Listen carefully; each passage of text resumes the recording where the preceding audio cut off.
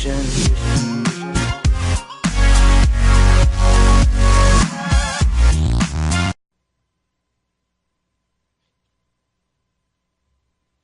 Good afternoon. My name is Dwayne Brown with the Office of Communications, and welcome to NASA headquarters. Today, NASA reveals near-Earth asteroid findings and implications for future research from the agency's Near-Earth Object Wide Field Infrared Survey Explorer, in short, NEOWISE. Today's information and graphics can be obtained on the web at www.nasa.gov/wise. We will have brief presentations from our presenters, then open it up for questions at our NASA centers and the phone bridge. Before we get started, let me introduce you to today's speakers. First up, Lindley Johnson, NEO Program Executive, NASA Headquarters, Washington. Amy Meinzer, NEOWISE Principal Investigator, NASA's Jet Propulsion Laboratory, Pasadena, California. Tim Spar, Director, Minor Planet Center, Smithsonian Astrophysical Observatory, Cambridge, Massachusetts. And Lucy McFadden, Scientist, NASA's Goddard Space Flight Center in Greenbelt, Maryland. And with that, I'll toss it to Lindley to start us off. Thanks, Dwayne. Thank you all for tuning in to hear about our progress with the Near-Earth Object Observation Program. We're here today to provide an update of our understanding of the near-Earth asteroid population and announce achievement of some significant goals in finding our nearest neighbors in the solar system. Over the past 12 years, our work to find near-Earth asteroids has largely been done by several ground-based observatory teams. But in 2010, NASA augmented those efforts by enhancement of the ground processing of the data being returned by the Wide Field Infrared Survey Explorer. This enhancement project, called NEOWISE, processed all the sky images sent back from WISE to detect objects moving across the sky background, those objects that would be in our solar system. This was mainly done to find near-Earth asteroids and comets, but a great many main-belt asteroids and other objects in the solar system were also found. The year of WISE observation also led to two very significant findings for the near-Earth object observation business. The NEOWISE project has confirmed completion of the original goal set with Congress back in 1998 of our program, which was to find 90% of the 1 kilometer and larger near-Earth asteroids. The second significant finding is the population of medium-sized near-Earth asteroids, those between 100 meters and 1 kilometer in size, is probably somewhat less than we were estimating before. So if I could have the first graphic up. This is an animated view of our solar system looking down from the sun with the inner planets' orbits depicted as circles. Mercury, Venus, Earth, and Mars is the outer ring. I have to point out that this diagram, the sizes of these objects is not to scale. If it were, even the planets would be so small that you couldn't really see them. So if we could have the animation in motion now, all the small red dots seemingly swirling about like gnats in their orbits about the sun are shown in the red. Those that we previously knew about are now shown in yellow or maybe orange in some screens. Those that were detected by the NEOWISE project are now in blue, and the new objects that were detected by NEOWISE are now shown in white.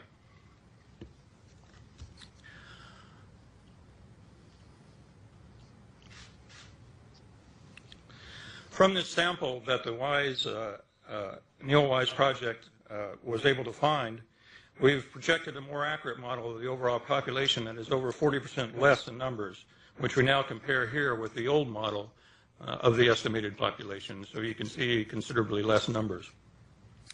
So if this new model holds up, it will mean the number of 100-meter and larger near-Earth asteroids yet to be found is somewhat less. But even this new population, there are over 15,000 objects still to be found.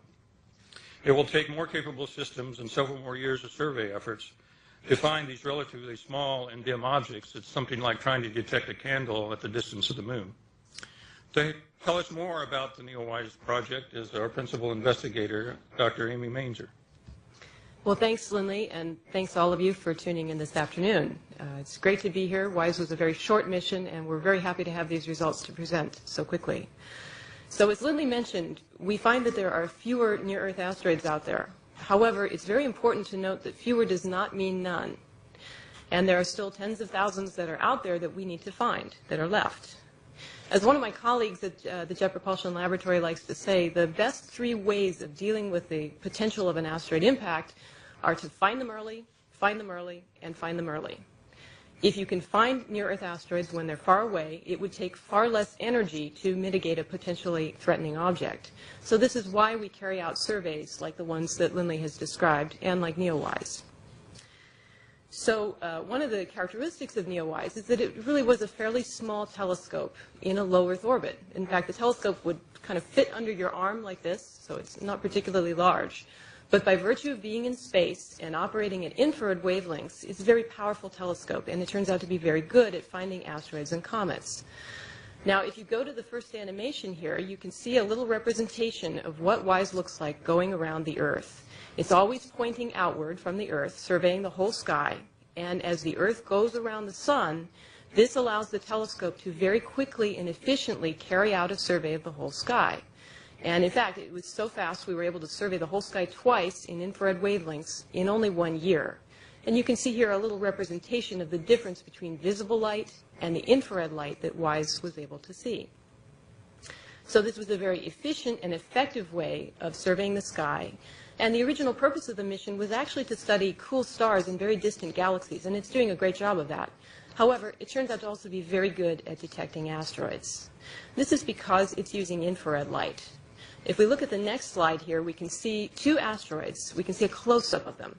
One is very bright and kind of shiny, more reflective, and the other one is very dark, like a piece of charcoal or barbecue soot at the bottom of your barbecue. They're both the same size, however. Now, when we're close up to these asteroids, you can actually see that they're the same size. But the problem is, most of the time, we're not close up to the asteroids. If we roll the animation, we can start to see what happens next. When we're close up, it's easy to get a very good estimate of their sizes, but now imagine that they're far away and we're observing them through a very distant telescope. Even if they're at the same distance, to this visible light telescope, the one that is brighter is going to appear brighter to the visible light telescope, and the one that's darker looks fainter. However, if we can look with an infrared telescope, what we're seeing now is actually heat that's being emitted from the objects. And so to the infrared telescope, they look the same brightness. And from that, we're able to determine their sizes. The other benefit of this is it means that infrared telescopes are less intrinsically biased against finding small, dark near-Earth asteroids. And this gives us a better representative sample of the true population. So with NEOWISE, we didn't go out and find every single asteroid that's out there, but we got a good representative sample, kind of like doing a census, where you take a poll of a small subset of people that you think is representative of what everybody thinks. And so that's what we've been able to do with NEOWISE. If we go to our next chart, we can see how these results have applied. If we look at the very largest asteroids, these are 1 kilometer and larger objects. So these are the planet busters. These are the things that are like the one that is thought to have caused the extinction of the dinosaurs. The good news here is that with NEOWISE, we've been able to confirm that the worldwide community of astronomers, both amateur and professional, all over the place, have now found more than 90% of all of these really big asteroids. And that's represented as the filled-in asteroids, the ones that look sort of tan. We believe that there are something like 981 in the total population. And this is very close to the original estimate of about 1,000 objects.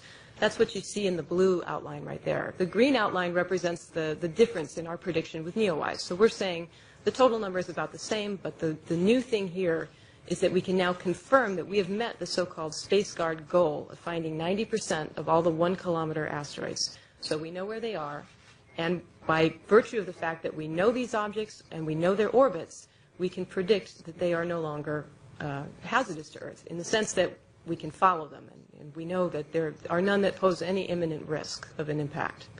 If we look at smaller sizes with the NEOWISE data, if we go to the next line in the chart, you can start to see the differences in the previous prediction of the population versus our prediction of the population. The previous prediction is shown as the blue outlines, and our prediction is shown as the green outlines. And again, you can see that the fraction of objects that have already been discovered are shown as filled in. And going to still smaller sizes, we can see another layer of this. So if we could have the next layer in the chart, you can see that now the prediction is showing that there are somewhat less, but we've also found proportionally less of these objects. So there are still many remaining to be found. And if we go to the next layer, you can see that this continues. So if we go to the final layer of the chart, for objects that are smaller than about 100 meters, the NEOWISE survey is not really able to comment because we just didn't see very many objects that are that small. So we're not able to comment. However, previous studies indicate that there may be as many as about 1 million or so of these very small asteroids. But even so, if we sum up and look at all of these things, everything between 100 meters and 1,000 meters, 1 kilometer, we believe that there's something like 19,500 predicted to exist in the total population compared to a previous estimate of about 35,000. So there are fewer. However, it's important to note that we've only found a fairly small fraction of these to date. Okay, so to give us a little bit more information about infrared and the value of these surveys is Tim Spar. Dr. Tim Spar is the director of the Minor Planet Center in Massachusetts. Thanks for the lead-in, Amy. The job of the Minor Planet Center is to collect all of the asteroid data that's taken worldwide. And so we're in a position where we interact with all the other asteroid astronomers. We collect positional data. We distribute the orbits. And one of the things that we do is to try to discriminate between near-Earth asteroids and the main belt asteroids. And from this perspective, from my perspective at the MPC, the NEOWISE mission is the most important project in my career.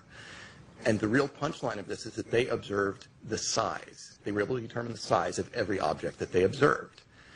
In addition, when I combined the positional information that they gave us with that from the other surveys that Lindley described, they were able to produce a very good orbit model for all of the objects, and not just the near-Earth objects. I'm talking about the main belt asteroids, the group between Mars and Jupiter.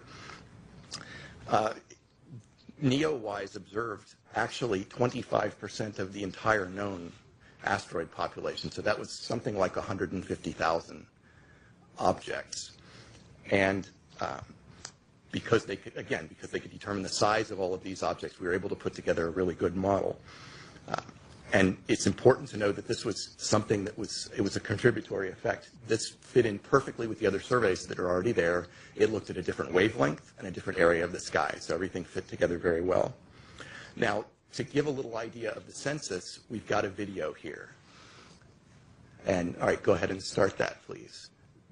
Each little dot, again, not to scale, is an asteroid that was observed by the NEOWISE program. In the center, you have the sun, and the outer orbit there is the orbit of Jupiter. And if you give that just a good look, you can see the sampling of all the different populations of main belt asteroids. There's objects out by Jupiter, and there's a whole bunch of objects in there near the Earth. So that's the near-Earth asteroid population.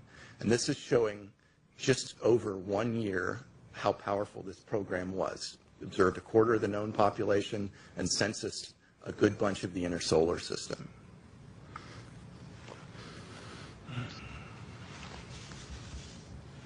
So I would like to give sort of a little information on how the spacecraft works in terms of determining the sizes, and we want to make sure we get this through. So the next picture that we have here is a visible light image. This would be what you would see. Go ahead, cue that one up. All right. That would be what you would see from a visible light telescope like the existing surveys that we have. So you see 3 asteroids that look similar brightness. Now, we can go to the next iteration, please. So on the left-hand side, we have a small reflective object, and on the right-hand side, we have a large dark object. And again, as we heard before, those will look the same in the visible light. Now, if I could have the last slide, please. This is the real key. In the infrared light, we get a discrimination in the size from NEOWISE. And so on the left-hand side, the smallest object actually looks to be the dimmest in the NEOWISE images, and the right-hand side, the largest object, looks to be the brightest. This is really the most important part of it. If you think of trying to do a census, you need to know the actual physical characteristics of the object, and this is what we get from NEOWISE, we got the actual sizes, and as we take a fraction of the population, we can extend that, knowing the size and the orbit characteristics, to the whole asteroid population. And that, to me, is why it was so important. Now, I would like to hand things over to Dr. Lucy McFadden to drill down on some of the other aspects of the project and other NASA missions. Thank you, Tim.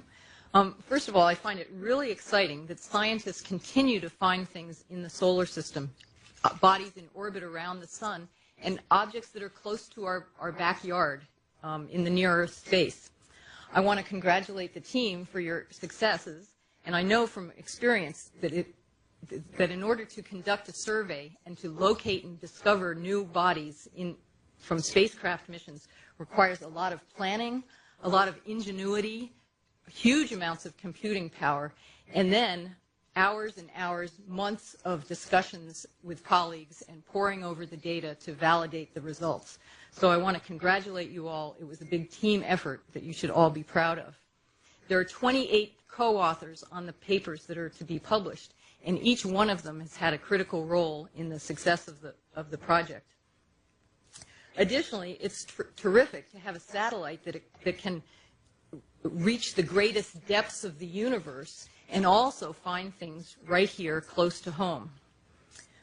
Can I have the first slide here? Again, we like looking at the bird's eye view of our solar system with the circles, or actually ellipses, representing the paths of the planets, and the white dots representing the asteroids.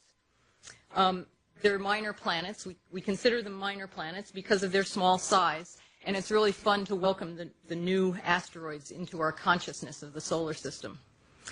Another concept that I marvel at is that their mere presence, reveals the past.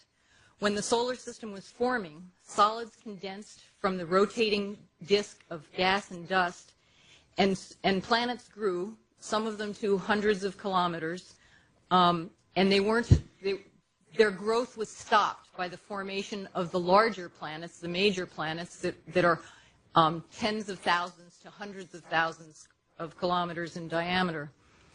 So in the asteroid population, we see both early planets that grew to what I call a small size, hundreds of kilometers, but also the remnants of larger planets that were broken up from collisions in the solar system. And the challenge is to determine which asteroids are which and what the time scale is, what happened when. So next slide, please. To complement the surveys, what the surveys tell us is what the big population is, give us the big picture. They also allow us to decide which ones to go study up close with robotic missions. So here we have about 9 asteroids that have been studied with robotic spacecraft missions in the past 20 years. We've covered a wide range of sizes and asteroids from different parts of the whole asteroid belt, as well as some in near-Earth space. What I'd like to point out here, the obvious one, the biggest one here, is asteroid 4 Vesta, which has a spacecraft in orbit about it today, orbiting for the next 9 months, and revealing this body as a world of its own, looking at the surface properties, determining its composition, and determining the processes that hit it. And you can see by looking at the surface that there are craters on the surface, and that tells us that there were collisions. Bodies collided with the planet, bodies collided with Vesta, and debris was ejected from it. And over tens of millions of years, or maybe longer, objects have found their way through a dance, and if we could go to the next slide, through a dance of gravity and solar system dynamics, bodies have found their way into collision course with the Earth. And we see these as meteors, mostly, fireballs, terrific fireballs that are spectacular. This one was captured during a football game in 1992, and it traveled the whole length of the eastern seaboard in 2008, looking for the remnants of an asteroid that was discovered by astronomers with their telescope, who determined that the asteroid was going to collide with Earth, and it broke up in the Earth's atmosphere, just as the Peekskill meteorite did. And through communications and precise calculations and measurements, we were able to determine the location of the meteorite fall and actually travel with students from University of Khartoum and search for these meteorites and recover them. So we have these samples here, which now cosmochemists can study in their laboratories and give us yet more detail on the processes and the history of products and processes in the solar system. So what we've done is going from points of light amidst the infrared glow of the universe to rocks from space that tell us about the solar system's 4.5 billion year existence. And then, instead of just being afraid of asteroid impact disasters, these objects can tell us information about the solar system that we can just marvel at. Thanks, Lucy, for summing this all up. And just to pull it all together for what we've learned today from the NEOWISE project so far, is today we have good news with some important caveats.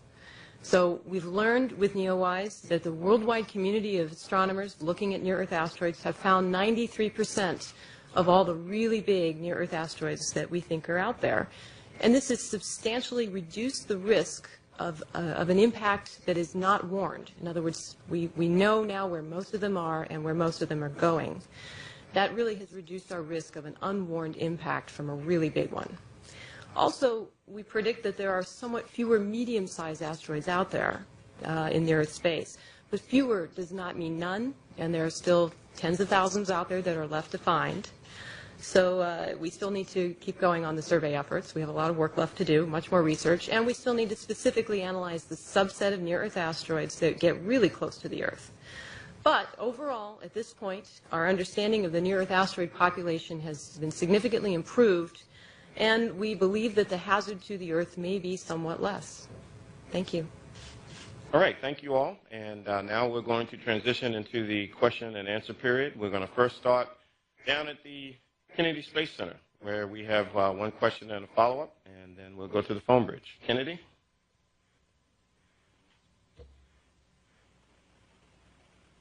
In Florida today. Last April, the President of the United States was down here at Kennedy Space Center, and he challenged NASA to send astronauts to an asteroid by the year 2025. I was wondering if you could tell us whether any of the findings that you found in your survey might produce targets of opportunity for human exploration. I'll take that. Thanks for the question. This is Lindley. We're working with the human spaceflight folks in examining the known population of near-Earth asteroids to determine if there are available targets. This research, the work that NEOWISE has done, has allowed us to understand the population of these objects much more and to understand where we could find more available targets. But there are a number of things that still need to be done in the survey. The objects that come closest to Earth tend to be the smaller ones in the 100-meter class. And as you see, there's a large percentage of the population still to be found. But the efforts to date have shown us what the population looked like and where we might be able to find and the techniques we need to use to find more of these objects. Todd, you have a follow-up? And just as a follow, could you tell us in a general sense for, say, my next-door neighbor, why we would actually want to send human explorers to an asteroid? Well, exploration of the solar system is one of the goals of NASA and our scientific program. The human spaceflight is a part of that exploration. So it's a natural stepping stone of our exploration into the solar system. Okay, we're going to transition to the phone lines now. First up is Alan Boyle with MSNBC. Alan? Thank you. I realize you're focusing on near-Earth asteroids today, but there's been so much talk about the potential for finding a Planet X or some sort of large body through the WISE survey. Can you comment on any status on that sort of search, or maybe even reassure people that Planet X isn't coming to get them next year?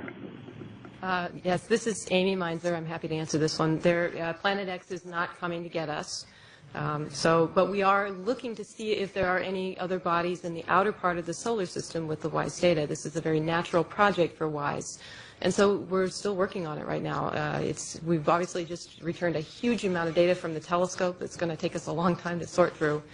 But the initial results are very promising. You may have seen earlier results where we've discovered a new class of very cool type of stars with WISE. But the search is still on, and we don't think that there's anything that's hazardous in the outer solar system. We think that this is just a sort of if there is something out there, it would be a large body in a roughly circular orbit.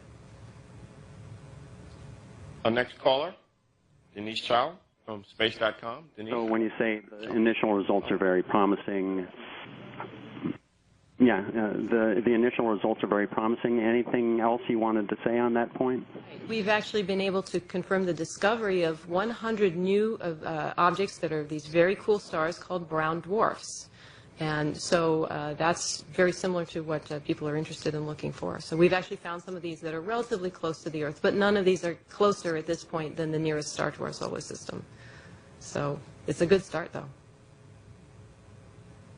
Thank you. Okay, now we'll go to Denise from Space.com. Denise? Hi, Denise Chow at Space.com. Thanks for taking my question.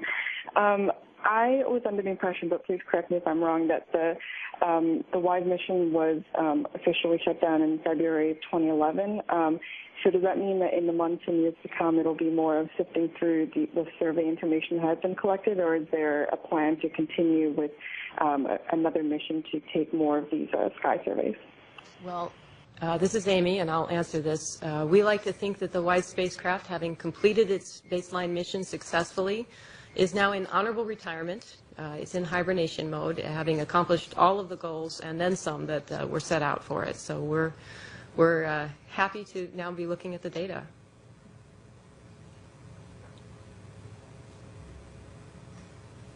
Okay.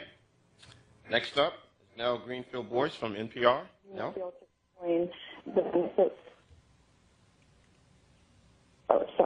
Just the benefits of having a manned mission to an asteroid as opposed to just collecting samples robotically. Now, could you repeat that again, the entire question? Oh, so I was just wondering if you could explain the benefits of having a manned mission to an asteroid as opposed to collecting samples just robotically and returning those to Earth. I'll take that. This is Lindley again. The human spaceflight, they are still working out the objectives and constraints and requirements of a human spaceflight mission to an NEO.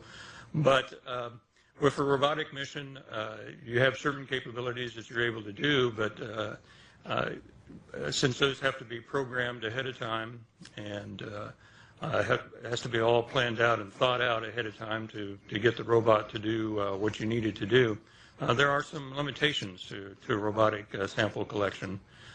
One of the big advantages of humans is they're able to think on the fly and adapt quite quickly given some basic capabilities. So that would certainly be one advantage of human exploration of an asteroid, to be able to think of different things to be done while you're at the asteroid, look in different places for samples to be returned. Of course, one of the biggest science objectives of human exploration to an asteroid would be to bring back samples. And Nell, do you have a follow-up?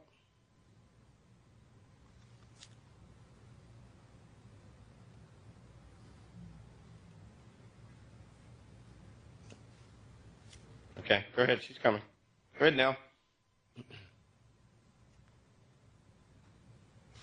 New estimate of roughly 19,000 mid-sized near-Earth asteroids the majority of those have not been discovered. And I'm wondering what missions or projects are underway to discover those. And I also wondered if you could characterize the damage to our planet that would occur if one of those mid-sized objects struck the Earth. I guess I'll take that again. This is Lindley. Your first question is about the ongoing efforts. What are we continuing to do? We continue to run several ground-based teams that have been in operation for several years and have actually found the majority of the known objects. Those projects continue. We are looking at increased more capabilities. The NEOWISE mission kind of gave us a prototype of a space-based mission that we might look at for the future, but we have to examine the cost and benefit of doing it from space in the infrared versus ground-based observatory, larger ground-based observatories. So there's actually a whole spectrum of capabilities to be looked at. It's not one system to do it. It's a complement of both ground and space-based systems, which would probably be the best to recover the entire population of these objects. And I've forgotten your second question. Oh. Thanks, Amy. You wanted some idea of what the damage of, say, a 100-meter asteroid, if it were to impact the Earth. Because of the orbital dynamics, the relative speed at which these objects hit the Earth would be on the order of tens of miles per second. So that's a lot of energy to be dissipated in an instant. So it is quite a large area that would be damaged by the impact of a 100-meter object, something on the order of a metropolitan area. If, say, for instance, one were to hit in the middle of the D.C. area, it would pretty much devastate the entire area within the Beltway. This is Tim Spar. I'd like to make one general comment on the existing, search teams. They're finding roughly 500 objects larger than 100 meters per year. And so it's a little bit slow going, but the existing assets are capable of certainly doing a good job with this. Certainly, given enough years, they will eventually recover the population, but it will be several decades with just the existing assets. Okay, we have one final question. I think this is a good wrap-up. This is for Amy from one of the .coms. With all this data, what are the next steps? One of the most exciting things about having data from a spacecraft like WISE and the NEOWISE project is that there's just so many different things you can do with it. One of the things we're very interested in studying is the subset of near-Earth asteroids that are considered potentially hazardous, meaning that they have orbits that take them very close to the Earth. We're going to be looking at those in greater detail. We're also going to be studying asteroids in the main belt between Mars and Jupiter. And so we've just got a lot of good things left to do, and it's going to keep us busy for a long time. If I might add to that, this subset of the population that Amy talks about, those that have closest encounters with Earth, that's also the population of objects which will make the best human spaceflight targets. So there are